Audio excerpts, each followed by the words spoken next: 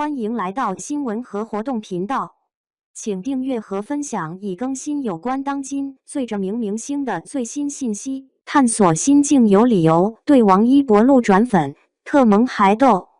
王一博的字典里没有放弃，战胜高反挑战自我。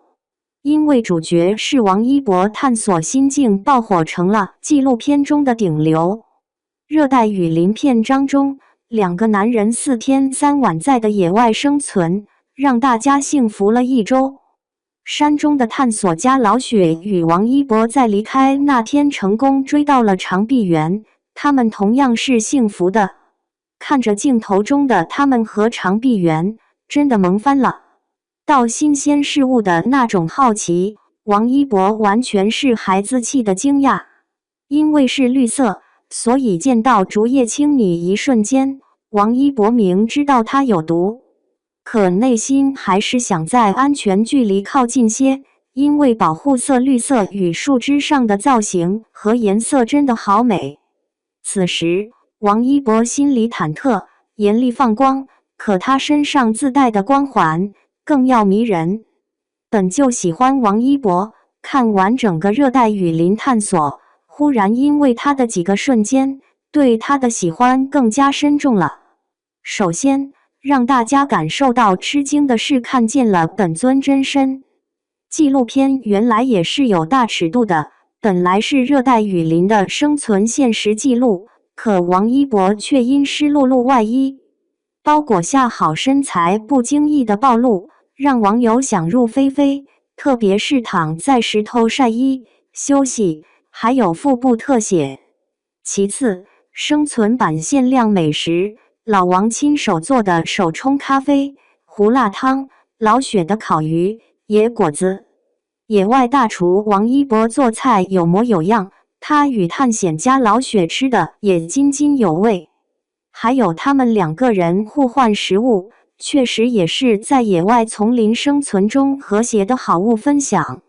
第3个，王一博与老雪的谈话，在老雪的眼里，王一博偏偏是少说话多干事的好同伴。他们之间的探索，让老雪看出了王一博的学习能力和耐力，真的很佩服。第4，突发意外乐观镇定。为了节省体力，他们选择渡河到另一片山林，准备自制充气袋时，发现自己的外套竟然又忘了放进去，无奈的笑也是没水了。到了晚上，还是发现包包进水了，自带的催眠茶和咖啡都做水疗了。看着倒出来的水变成黄色，还开玩笑的说这都可以喝了。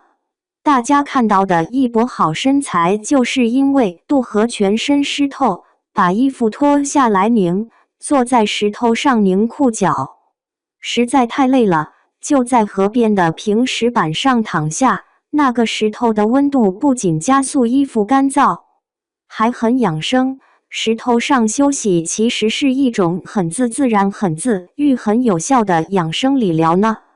真正治愈观众的是他睡前的复盘总结。王一博在整个穿越雨林的过程中做了许多第一次，他开始有些感慨，感觉今后第一次体验可能要变得越来越少了。睡前的小作文让观众感受到王一博真的很真诚，累并快乐着。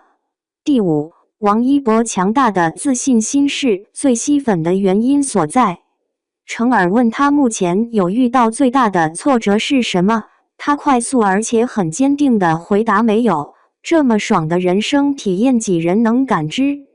因为他的理由很简单，做任何他想要做的事，内心都是坚定的，相信自己一定能够完成，就是时间问题而已。在他27岁的人生当中，没有挫折感的成功人生，谁能做到？换句话说，他的人生目标其实很切实，对于他自己想要做的事情，无论多长时间，他都要努力完成，绝不放弃，这是一般人很难坚持到底的。所以看了纪录片，更多的是学习这种永不言败的向上力量。或许也只有像王一博这种真正纯净的内心，才能与真实纯净的大自然产生共鸣。王一博的字典里没有放弃、战胜高凡、挑战自我。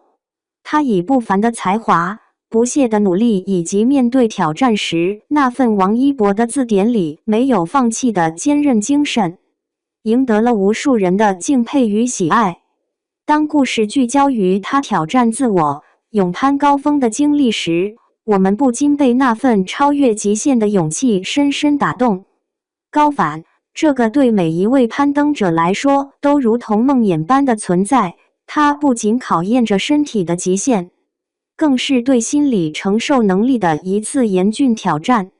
在王一博的这次探险之旅中，高反成为了他不得不面对的第一道难关。海拔的骤升，空气变得稀薄，每一次呼吸都像是在与生命进行着一场无声的较量。面对如此严酷的环境，王一博的身体出现了强烈的反应，头痛欲裂，呼吸急促，体力迅速下降。这些症状如同潮水般涌来，让他不得不做出了一个艰难的决定，暂时下山，寻求恢复。当晨光再次照亮大地，王一博的高反症状得到了明显的缓解。他站在山脚下，望着那云雾缭绕的山峰，心中涌动的不是退缩，而是更加坚定的信念。他深知，真正的勇士不是从不跌倒，而是在跌倒后能够勇敢地站起来，继续前行。于是，他决定再次向山顶发起冲击。我不相信我没有办法完成，只是时间问题。这句话不仅是王一博对周鹏的承诺，更是他对自己内心深处的坚定信念。他知道，攀登的过程注定不会一帆风顺，但只要心中有光，脚下就有路。他开始更加细致的准备，从饮食调整到体能训练，从心理调试到装备检查，每一个细节都不容忽视。因为他知道，这次上山，他不仅要挑战自然的极限，更要挑战自己的极限。随着时间的推移，王一博和他的团队逐渐接近了山顶。当他们终于站在那片梦寐以求的土地上时，所有的疲惫与艰辛都化为了无尽的喜悦与自豪。他俯瞰着脚下的群山，感受着风从耳边呼啸而过的自由。那一刻，所有的努力与坚持都得到了最好的回报。他用自己的行动告诉我们，王一博的字典里没有放弃，因为他相信，只要坚持不懈地努力下去，总有一天会达到心中的那片星辰大海。